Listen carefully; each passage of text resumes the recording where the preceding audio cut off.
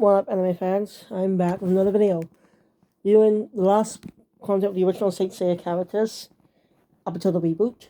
Saint Seiya Legend of Sanctuary.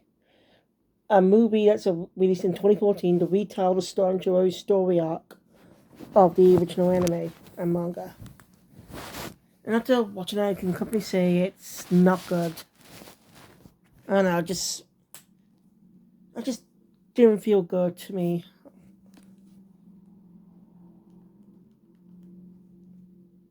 So you can find reviews of it. Because I certainly didn't enjoy much of it.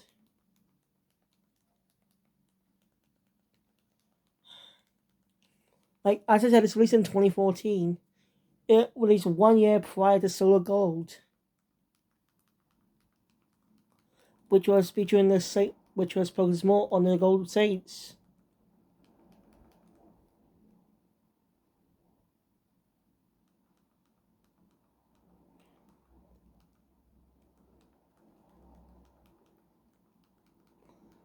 This film was never dubbed, mainly because Saints here didn't have proper dubs, mainly because ADV and Deke. Their dubs were eh. But we do have the superior Netflix dub. All episodes up until all all episodes of Saints here, minus the Hades chapter stories, are dubbed. So yeah. Anyway, this movie serves, as I said, it sort of retells the Sanctuary arc, but no, I don't mind differences. I mean, look at animes in the 2000s and 90s and 2000s. They have different contents to than the mangas most of the time, even creating filler stories. So I have nothing against that. Like the 1986 anime has a filler. And there's some differences then from the manga. I'm okay with that. And well, some of the reboot changes that I don't mind. Like, they don't have much of an impact. Because, they don't have much of an impact in a good way. Because, like I said, but aren't people supposed to follow the manga? But look at Tokyo Mew Mew New. It's its own story. Well, tell its own story. I'll take inspirations from the manga and anime. So yeah, that's different, and be good. But just saying this film, some of the decisions in this film are baffling. You know, kind of the same problem in the reboot. One of the problems is same with the reboot.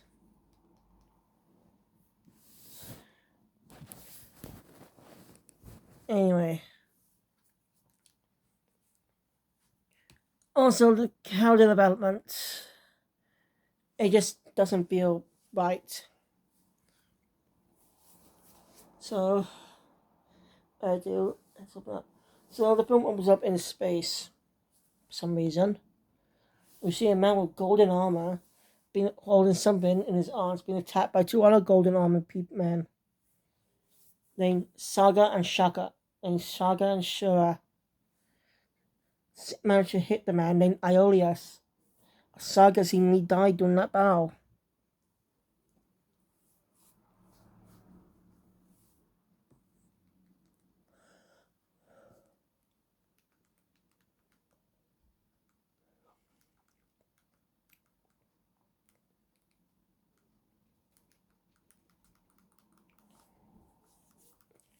Oh.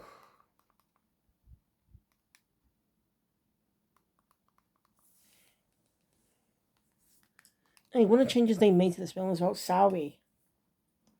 I'll get there. The Pope, a man named Pope Ares. Yeah, they're not two popes anymore for some reason.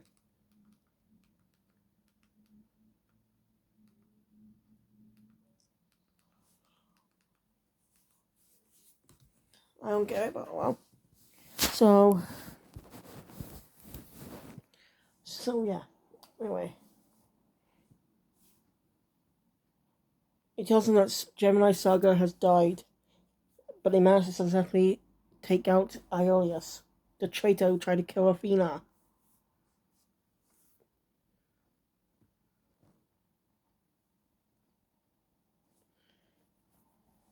Then we see a woman who is Athena. We see Athena with a staff. I'll just stand there.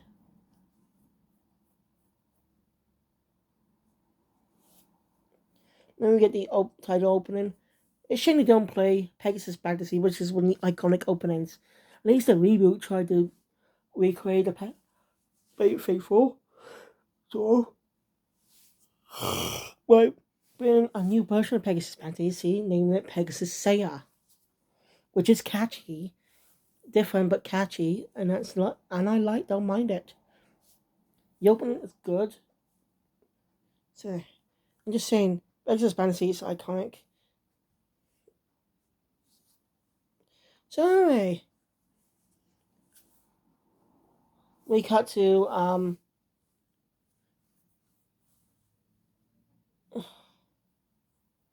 they met Musama Kiba. So I forgot his name. An old man, along with his butler Tatsumi. What the hell did they do to him? But we get more expanded on him a bit because we barely see him. There's something about Ice Cabin, which is a change I don't get. Because remember, back in the original story, Aeolus crashed in a Greek temple. The second, where the old man was, where Mr. Keto was.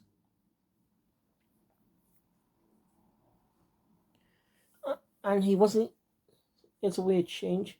The reboot also made a change for that, but I also created a new character. I will eventually get to the reboot, but I do have plans for other anime as well. I think I'll save Aya Omega and Los Canvas for when I'm done with some of the other animes like Naruto, classic Naruto, Bleach, well mostly Bleach, because then I can watch the Thousand Year Blood War that's coming out tomorrow. So we'll probably won't be able to watch this episode by episode since I'm still far off from the anime. Anyway, so he sees the same old scenes of Willow caught something, I don't know what it is. And opens up to view a baby girl. And he sees Aeolus on the ground, injured. He asks if he's okay. He checks to see if he's okay, but but Aeolus shows Mr. Kino. I think it was Kino, not Kudo. Sorry, Kino. Mr. Kino. Listen.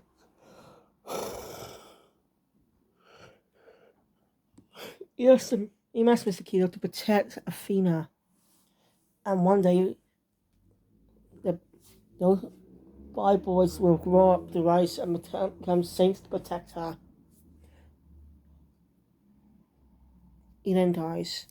Cut to 16 years later, we see the grown-up girl, Saori Kito, in a car, getting dumped off exposition by Tatsumi.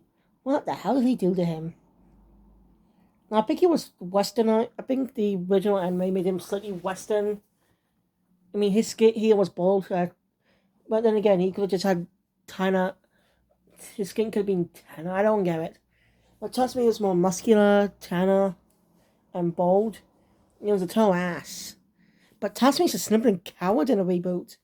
Not the reboot, in this film. At least the fucking reboot kept him the same, but they don't give him much story.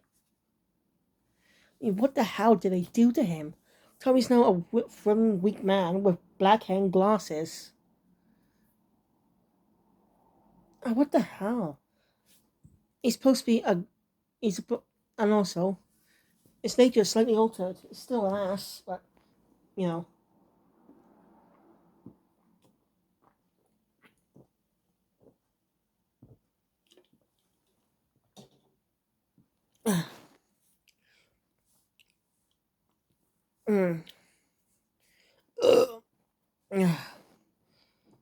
Oh, pardon me. So, yeah. Now, you don't need to know this, but There's an exposition dump on saints, the goddess Athena and stuff. You know. So Sally asks, is she gonna be trying to become a saint? And if that's the reason that they're going to the airport. But Tatsumi tells her she's not. She is actually Athena. Before he can finish the sentence, gets cut off because the car gets attacked. The car gets attacked, and a saint comes out, tries to kill her. Tatsumi tells Sally to run, and the saint's holding him. Oh wait, during the car scene earlier, we get a flashback of when Sally was young. A tiger was attacking her. She was saved by a young boy, sand injured. The boy said nothing wrong. You can obviously figure out who this guy is already. I mean, come on. But they don't make that realization later in the film. Okay. So Seiya, no, we also see a glimpse of him. So yeah. Sammy's gonna attack after her. But she is saved by a young man.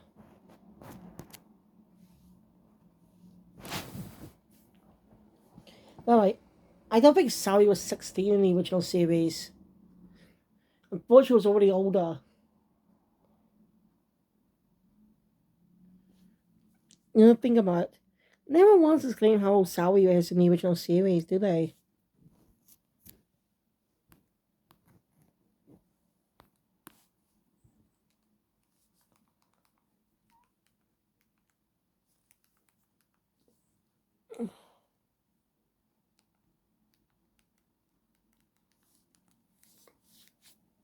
Yeah. This boy protecting her. As you know, says to her that he will protect. Tells her that she's to step back. I'm motherless. And he shows some type of pendant, looks it, and becomes some type of box, revealed to be a Pegasus cloth. The young man jumps in the air as the armor comes onto him. The saint, the antagonist saint, I see he's a saint too. Saint introduces herself as Pegasus Seiya. Now here's the thing: the cloths. I like the designs. I like the animation. Right, those animation's good. I like it. I was well with comedic style, and the cloth design are very faithful, but also are very similar to the secondary cloths post Sanctuary, but taking their own unique design with them. One thing I don't really like much are the helmets. Yeah, don't ask me why. It's hard to explain. It's just hard for me to explain, you know. I don't get why don't like the helmets much. It's just me. And yeah, they wore helmets in the original class. Yes, that's not why. I mean, the helmets cover their face, but like regular suits of armor, I don't know. I just don't like it for some reason.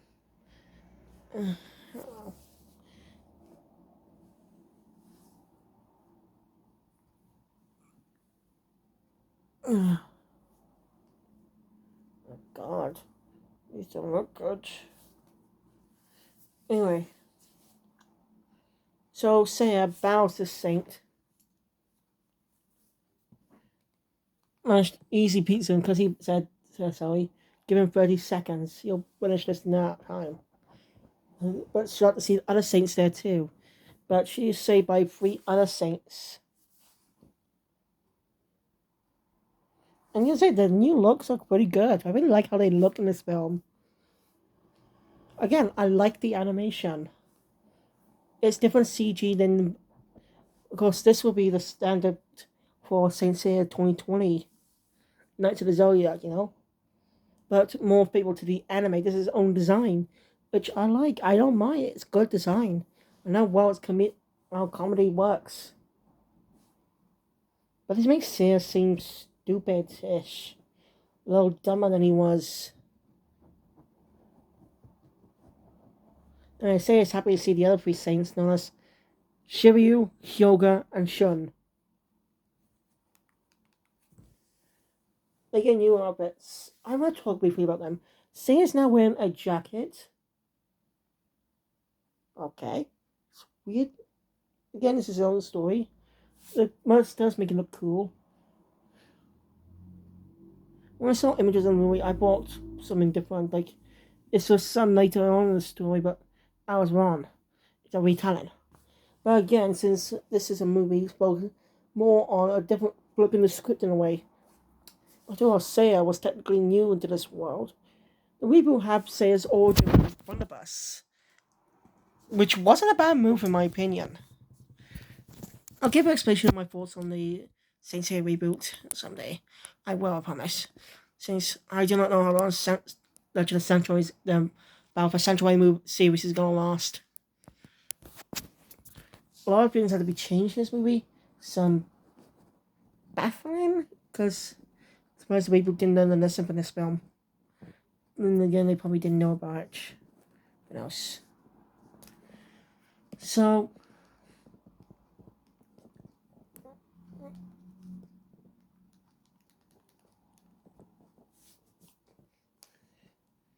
eh, nice to meet those saints.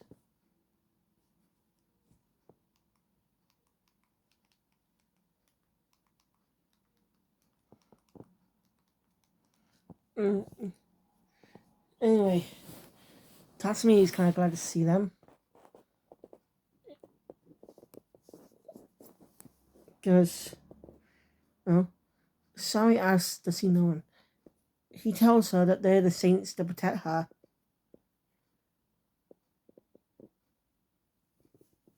Then we cut to Sanctuary, where Pope Ares is talking to two saints about the traitor Sarikito. The Warborn saints are protecting her. They're branded as traitors. I think development is rushed in this movie film. It just feels rushed in a way. So, later back at Zoe's house, talks to me is mad at everyone, saying it's arguing back, you know. And Hyoga explains that Alkanate, they don't know if she is female or not. Don't have any evidence. I should have continued explaining the other characters' outfits. Shiryu's outfit. But we actually don't see much of it. I don't know what his outfit is, actually. Because he's mostly wearing his cloth throughout the rest of the film. Hyoga's also wearing a jacket. A black one. Interesting note. Shun's got an interesting new outfit. He's also wearing a jacket. I think it's a sleeveless jacket. A white shirt. His outfit's the most different from the series. In the original series, he wore a green t-shirt with white overalls. And easy to translate when they changed him. Anyway. Sorry's a little in shock for now. Mm-hmm. When you notice Sally on the balcony, they all give her advice. Well, conveniently, Seiya, when Seiya's trying to say the same things, the others interrupt him when they're saying it. It's kind of funny. That's what I like about this animation. It's on the mix. It's a mix between the realistic style that some anime movies have and CG. We don't get what I mean. Think of films like Studio Ghibli films. The eyes are smaller, like regular and black. They don't have different color hairs. They just have black, brown, and grey. And white, probably. Excuse me.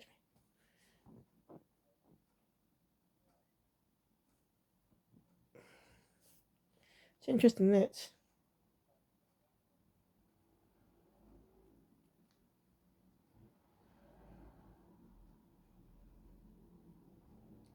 So yeah.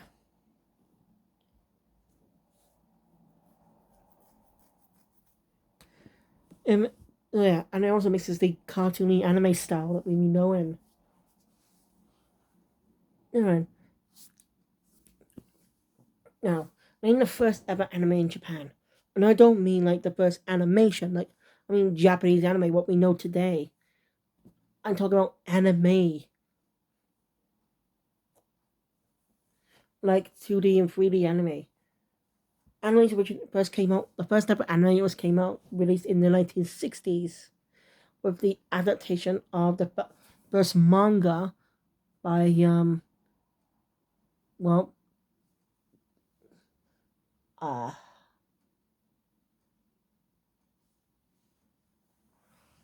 well,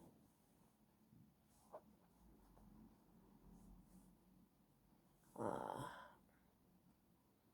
by, what's his name again?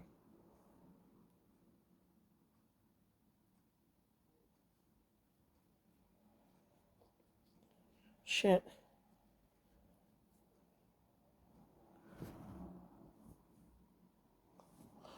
Me, the follow manga. What was his name? I'm gonna be horses at the regardless. I just remember his name, Ozumu Tezuka. He's, his manga is what inspired the very first anime, the adaptation of his manga, Astro Boy, or Tetsuya Adam in Japan. Anyway, that was the first proper anime. Because they just, the first, yes, Japan did their own animation back in, once upon a time. But they didn't have any films or stuff. Anyway,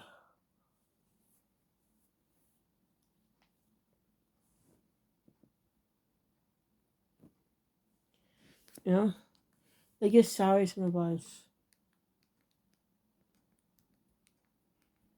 Then they attacked by Iolia, the brother of Iolius. A forming saints do struggle. Iolia is strong. He wants to know where the gold cloth is. Sari doesn't know, and she's wants them to stop hurting him. He also heard Cosmo. Iolius must suspect the truth. Tatsuya gives him the gold cloth. He's gonna ask Pope about this and tell Sari that if you want to prove you're Athena, come to Sanctuary. And he says he was fast.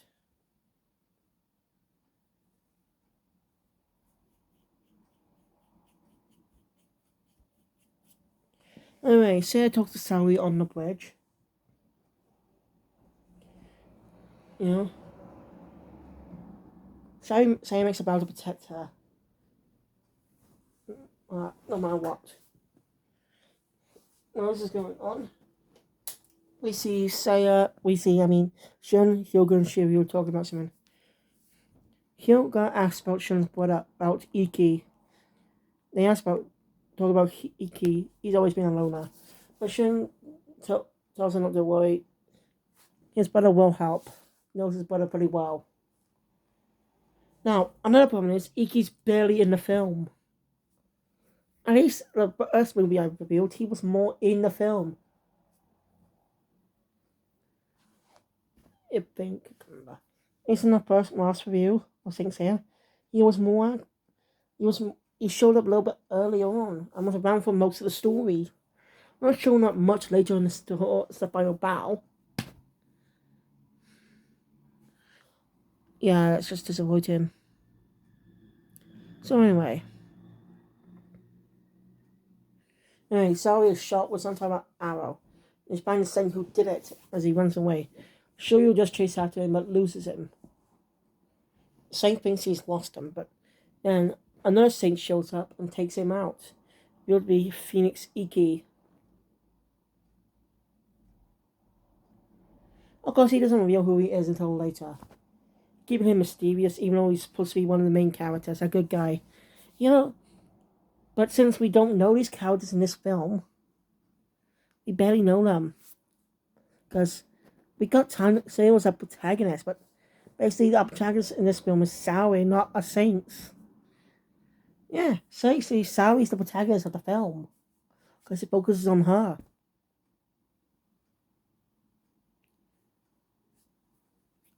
Also, Sari's hair got a bit of cut in the scaffold Iolia. So, Sari seems fine. Well, now our four our four saints head off the sanctuary, find a way off the sanctuary. Sari's coming along too. Seiya asks if she's sure she's once ready to come. Sari says she is, and the five head off.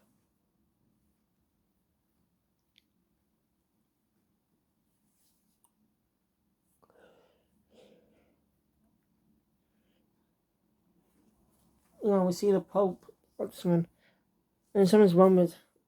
He's getting pain in his hand. We said what Iolia said. Was it Iolia's coming? Which one? And I thought the Saints had arrived. It's a convenient moment that I didn't expect from some of the characters. Even I expected to say it, but I don't know. I don't I find it funny, but I can't come tell they're out of character or not. Basically, you only want to reach the temple. To reach the temple of Athena, you must go through the 12 temples. Now, in the original anime, there was a big time limit. And you had to cut down most of the iconic battles. I appreciate the Sanctuary arc when I first reviewed it. How well its story was we got a life and death situation. But one of the problems I had is the disappearance of the Steel Saints. They were just there one arc. When Sanctuary began, they were just nowhere to be seen. And it just like I understand they say they'll be defending the town, be defending Japan while they're gone. Because that would make sense, but they never mention where they go. And I heard they don't even show up until they only show up again until and Saint Seiya Omega, which was over 96 episodes. Very long. It doesn't have any arcs either. So that one's going to be a long watch. That's why I plan to watch that once I've done one of my main reviews. Because, well, I don't have. Because we're not. Well, Naruto's over 20 years old. 2002. Anyway. Shiryu was explaining about the 12 temples that they need to have through them and stuff. So yeah, I thought there was just a little. They had kind of get the picture. So, and by the way, Seiya's carrying Sally. So, the three sneakily behind Shiryu in a very silly moment. It was funny, by the way. I kind of enjoyed that humor. But yeah, Hyoga and Shiryu are not this world of comedy either. The original anime, they had some funny moments.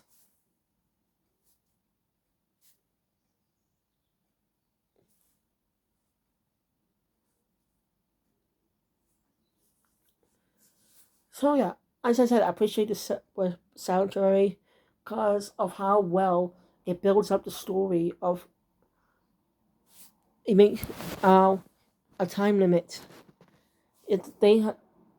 Bleach perfected that as well because Bleach took its original things here. Sanctuary arc was life or death, and it was one of the seemingly kill the characters in an epic fight. Like the Saints Battle seemed like in their board battles, the last battles for each of the characters were amazing. It seemed like they would die, but they were lucky to be still have life still in them. It's one of the best arcs of Saint Seiya out there. I'm just disappointed that Asgard and Poseidon just tried to replicate that with less success. I do appreciate the stories, but the race against time thing is just, oh god, we just be using that formula, which would better if the story was longer. So anyway, before end of the first temple, the theories aim the air. Meanwhile, Pope Ares has sent gold seats out on alert to take. So now to take down the traitors. And what they did to one of the Gold Saints is still fucks up continuity. And again, it's his own film. It still fucks up the lore we know about Saint Seiya.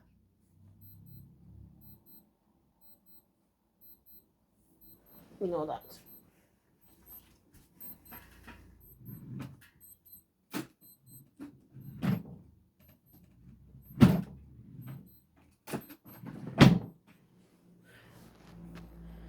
Sorry about that.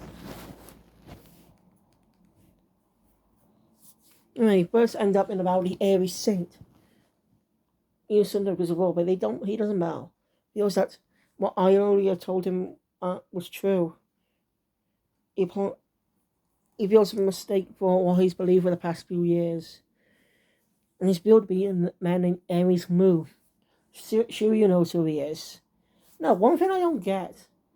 It looks good, but they gave him no detail. Most of the saints have been given details.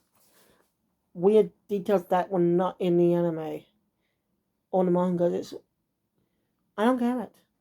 He's wearing glasses for some reason. Iolia had a lip ring, had a bit of a beard. Go, around here.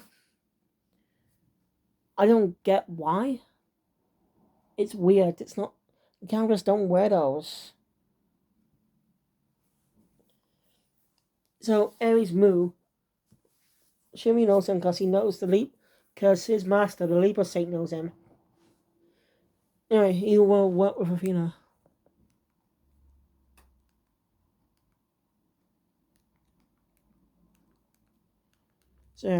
So he lets him go, saying he'll vow to fight for Athena. So as the main characters head off, you end up in the Tauros temple. When they ban in Tauros Aldebaran, Seiya ends up fighting him. After a big battle, he managed to cut off the horn. Actually, this was Aldebaran's own test against them. Because Mu and Iolia told him about it. So, Iolia is what. So Aldebaran was just testing him in his own way. And they passed. Just happy about that. Especially with Seiya. She's saying, probably thinking he's got great potential. Be a saint. Be a gold saint. One of the strongest out there. So yeah. Seiya and then Sari collapses. Mu realizes what's going on. She'll stop a special arrow that her cosmos leaking out. If her cosmos is gone, she'll die. That's when the time limit begins. That was what happened in the start of that arc in the anime. So I don't get it. So anyway, the time limit. Mu tells them to leave Sari behind. They'll be catching up to them once they clear the way. So they end up in the next temple, buying Virgo Shaka. No, they find Cancer Death Mask, who has a bit of a beard himself, and basically he's got one eye. Again, I don't get the changes.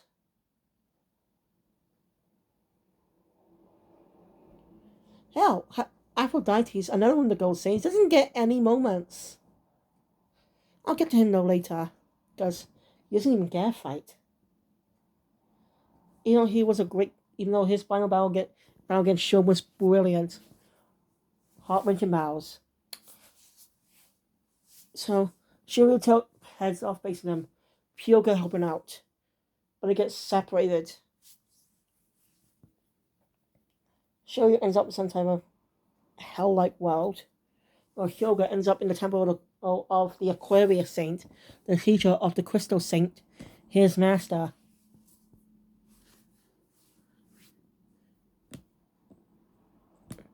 Crystal Saint Aquarius Saint tells Hyoga that he should go home. He has no business in such a way. But Hyoga refuses because he had a mission to protect Athena. So yeah, they end up battling.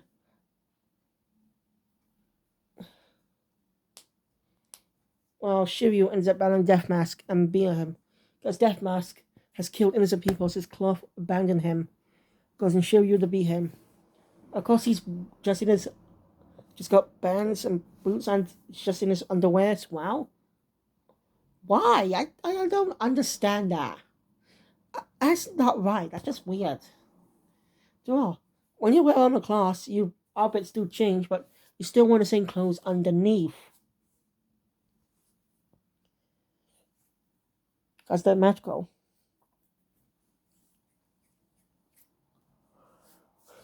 And she, and well, the Crystal Saint and the Square Saint was beaten by Hyoga. Before passing out, the Crystal Saint tells Hyoga to protect Athena. Both Shiryu and Hyoga return to the temple unconscious, on the verge of death. Well, Seiya and Shun end up battling some other saints. Scorpio Saint Milo. No, wait. They end up facing against Iolia, who's under some type of control.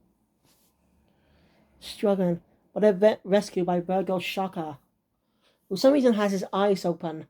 We don't know, Shaka's a Buddhist type saint that believes in Buddhism, who's a likable character. And when he opens his eyes, he's powerful. Now, when they faced off against him in the original anime, he wasn't supposed to be reckoned with. Even seemingly Iki was willing to sacrifice himself to stop him. But he's already on the side of Athena. He else now tell him to go on ahead, and she tries to brings Iolia back to normal. So when they arrive at another temple, they end up facing two saints, Scorpio Saint Milo, and Shura. I forgot what his saint is. I forgot what saint he is. Seiya and Shun get beaten. Iki shows up, but he also gets his ass kicked. Now, here's a weird change. If you don't know, Milo was actually a male. Scorpio Milo was actually a man in the original series. With his scarlet needles. Scarlet Needle! Oh, the Saint he battled in the original series was... No, that wasn't Shiryu. Shun did battle him. But lucky surviving.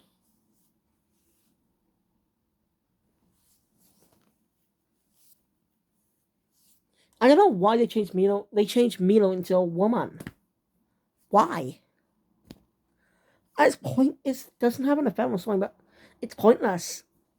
Because, again, it's that's why I'm changing character genders if it doesn't have an impact on the world of the world. I mean, it's the same problem the reboot has, changing Shun to a girl. It fucks up the world of Saint Seiya. About the world of female saints. They always have to wear masks all the time, so it doesn't make sense for the Milo to be a girl. I really don't get it. It just screws up continuity. They don't even have Marin or Shina. So, I don't get it. It's just a weird change. Oh well. But to see the message I only left behind. Also, during the meantime of the battle, Athena, even though she could die, somehow healed them, reviving Shiryu and Hyoga.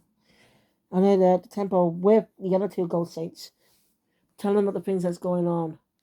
That the person controlling Ionius wasn't the real Pope, but an imposter, more specifically, Gemini Saga, who seemingly died years ago. Shura is shocked to find out about that because he swear he took them down all those years ago. Killed him with his own hands. Was that double illusion? I don't get. Must be an illusion. So, it's too late. The Pope is getting power, gaining Venus Cosmo, and he reveals himself to be Gemini Saga. The Bronze Saints and the Gold Saints team up to try and take him down. No Silver Saints. I mean, yeah, there was one of the Saint Seiya movies did actually have battle of the Ghost Saints. They fight him. Very strong. Seiya ends up fighting him alone, but he was down protecting Athena. Again, Iki only had 2 appearances. Didn't have much appeal for the film. Like, he wasn't there at the start. Just enjoyed him later. If the film was like 2 hours long, they could give more time, more development. Like, if you try and watch the entire arc as a movie, how many hours would that be? Oh, that'd be a long one. So, yeah. But Seiya, with the power, you know, can't control the power. Seiya actually was injured, by the way, and was revived by Saori.